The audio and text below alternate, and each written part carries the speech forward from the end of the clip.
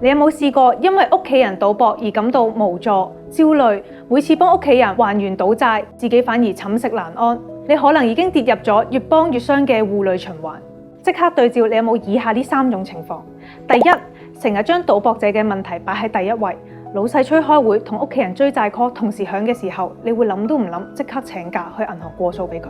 第二，覺得自己唔幫手就係自己嘅唔啱，明明已經冇晒錢，仲喺度死慳死抵幫佢還債。